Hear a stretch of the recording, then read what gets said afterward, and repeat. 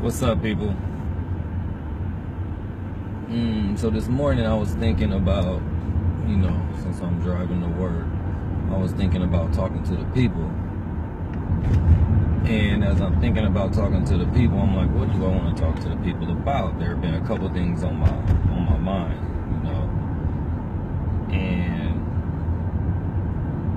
one thing was what was on my mind. I was gonna talk about the identity crisis that I wouldn't even say identity crisis, but the identity conflict that we have with one another. About people who say that, I'm Hebrew, I'm Christian, I'm black, I'm African, I'm Moorish, so call me this, call me that, just don't call me black, don't call me African, and then I was gonna speak on like abuse in our communities. And then as I was getting ready to talk, I was like, man, because our issues are multifaceted, right? There's like levels to there's levels to the level of trauma that we experience. There's levels to the levels of abuse that we experience. There's levels to the levels of oppression that we experience. There's levels to the levels of self-hate. Like, our issues are so compound. It's just so vicious that it's not just one thing that's gonna take it to the point to where it's like, we got this, However, a big issue that I'm finding, people, is that a lot of our people just don't give a shit, just don't care. And that's what I'm seeing more than anything, because the resources are available to us, some opportunities are available to us, but the number one thing that's available to us is us. We are available for each other. There's lots of spaces that are available for us to come, to connect, and to build, and we don't show up. We don't participate. When we do show up, we don't continue to participate. We don't make follow-up efforts. And I'm talking about us, right? Like, we could talk about the reasons that a lot of the positions that we in. I'm always down to talk about the weapons of white supremacy. However, when it comes down to it, we have to make the changes that we need to make. And so then we get to the point to where, like, not enough people care. It's just as simple as that. Not enough people really care.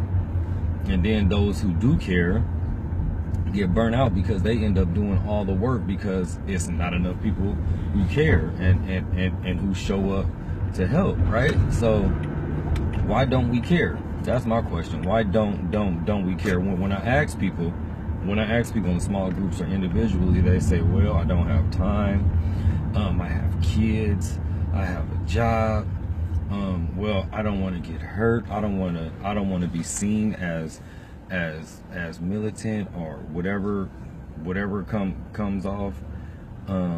What else is always said? And then I think there's those intangibles too, the fear. I think fear is a big one. People scared. People scared of losing their jobs. People scared of their spouses saying, "Oh, well, what's going on?" People are scared. People are scared to be disconnected. From the society that tells them that they have to adapt a culture that is really not theirs, right? I think people are really terrified, actually, because it's comfortable to sit up there and speak proper English, to dressing a little tight ass jeans and your button up shirts with the rolled up sleeves. It's really comfortable to just immerse into a society that really was never meant for you. It's really comfortable. And as black folks, we're rewarded. We're rewarded when we go to their schools. We're rewarded when we marry their men and women. We're rewarded when we do their work. We're rewarded when we're the good black person. When we're the token black person in any parts of American society, we are rewarded. That's a fact. They love the token. But when you say, no, I want to be about my people, it's a problem. So before anything, I think people have to give a shit. I mean, legit, like, care about your people. And after we care, okay, show it. Everybody knows that about love. I could go to every man and woman I meet and be like, man, I love you. You know, but then when you call and say, man, I need to borrow $20 until I get paid, and I'll be like, I ain't got it. That's not a show of love. I could walk by you and say, I love you, Jesus love you, Allah loves you, the ancestors love you, and you ain't got no shoes and I got a closet full and I don't give you none. That's not loving you. You know what I mean? So, with that being said, when I say I love my people, I want to build with my people. I want to support my people's businesses. I want to be there to look out for them if they need some small stuff, man. And it's like, why won't we do that? You know, why don't enough people give a shit? For real, because we make time for the stuff we care about. We make time for that dude. We make time for that girl. Huh? We make time to play video games. We make time to go to the gym. We make time to go out and spend money on stuff that we don't need. We make time to shop. We make time to go shoe shopping. We make time for everything. But yeah, man, we need a collective shared vision. And to stop quibbling about small shit, about like who you gonna call. I just have to touch on that. I'm sorry. Look, let's forget. don't forget about the whole about people giving a shit, right? And actually come from not giving a shit to caring and actually implementing things that's gonna help change our situations. However, I want to talk about this identity thing. While I do think that identity is very important. You know, me, I identify as black. I don't mind being called black. I identify as being African because I know that that's where my ancestors are from. That's where everyone's ancestors are from because that's where civilization started. So any heavily melanated person that don't want to identify with Africa, I would say they've been socialized to believe that Africa is bad just because that's what America do, is socialized to think that Africa and Africans are bad.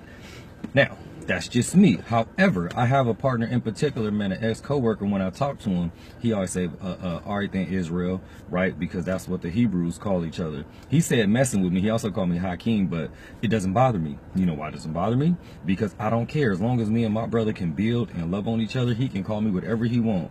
You know what I mean? When we hang up the phone or separate, I don't mind when he called me Israel. That's what he think. I don't care if you say Hotep to me. I don't care if you tell me God bless you. I don't care as long as we black and we connect, and that's all that mattered to me, right? So I was thinking, oh, I know they didn't just close down my parking spot.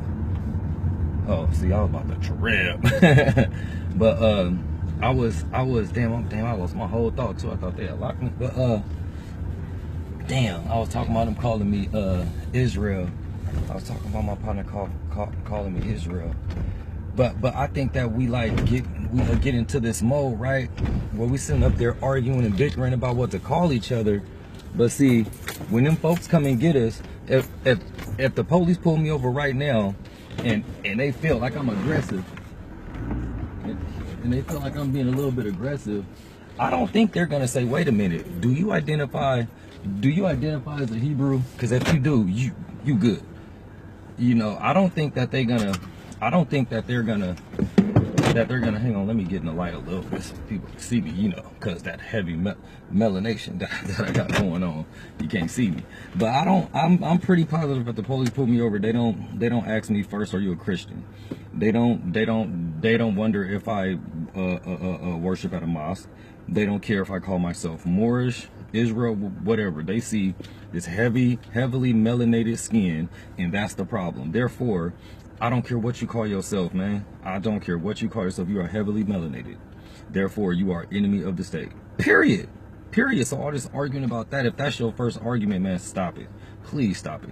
The very first and only thing should be us coming together and loving on each other. And once we do that, then we could talk about building the economies. Then we could talk about raising and educating our kids. Then we could talk about excuse me.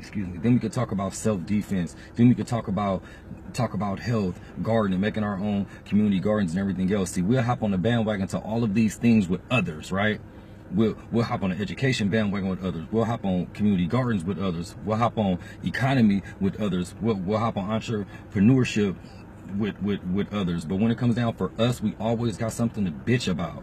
No, I don't like him because of this. No, I don't like this because of this ego. No, I don't like them because they Muslim. No, I don't like them because they Christian. It's just always something, man. It's so frustrating.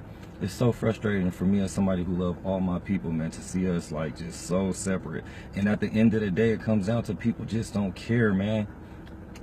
That's just what I see. That's what I see. Because when you make space available, when you make time available, and then people start trying to do the same thing that you're doing, and then others just don't show up, others say that I'm gonna come and don't come, and it's like, why can't we just come together and build? Oh my goodness, it's so frustrating. It's so frustrating. Anyway, I'm gonna shut up so I can park and get to work. And Lynn, I see you watching, Lynn. You better not be messing with me today at work. I'm not here for it. I'm not here for it. We're gonna fight. Anyway, as usual, I love everybody. I just love my people more. That's all. And yeah, I don't even know what I'm talking about no more. I'm tired. I'll talk to y'all in a minute.